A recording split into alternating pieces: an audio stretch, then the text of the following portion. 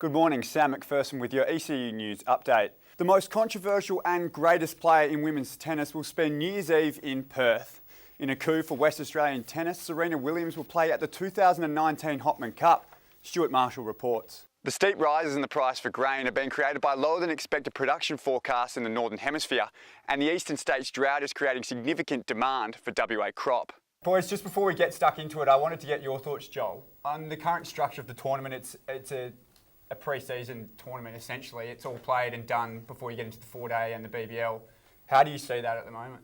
Yes, Steph, two massive games this weekend. It all kicks off tomorrow night where Melbourne will play Hawthorn. Now, these two teams haven't met since round 4, and in that contest, Hawthorn prevailed by 67 points. Now, we're expecting this contest to be far, far tighter.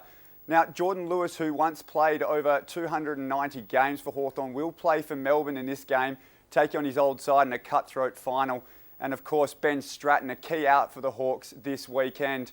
I can't tip that one. I think it'll be too close to call. The rumour mill has gone into overdrive as the AFL trade period heats up before it officially opens next Monday.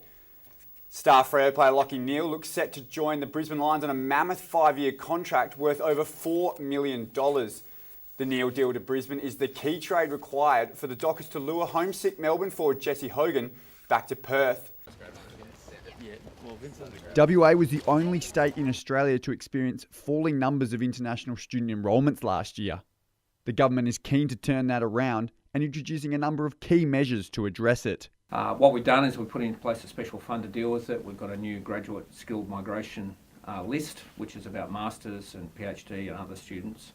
And we've appointed the ex-head of Navitas to head up Study Perth. The declining numbers are in stark contrast to the rest of the country, and most notably Tasmania, which saw its international student population grow 38%. However, the Premier maintains it is not because we've been removed from the regional sponsored migration scheme.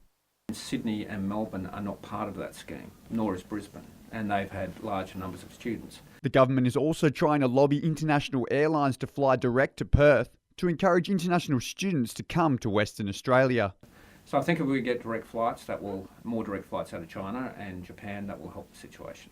Perth is still struggling to keep up with the eastern states' capitals. We're doing what we can to arrest the situation, but it is a difficult thing to compete with Sydney, Melbourne. In a long-ranging interview, the Premier also told ECU News WA was finally getting some funding relief from the Commonwealth. We've been, I think, very successful in getting more support out of the Commonwealth Government. Other states have been better at Western Australia than that over recent decades, especially South Australia. So we're playing a bit of catch-up, but I think we've been good at it. And he's happy that Matthias Cormann's pledge of $8.7 million will also save Moora Residential College. Sam Macpherson, ECU News.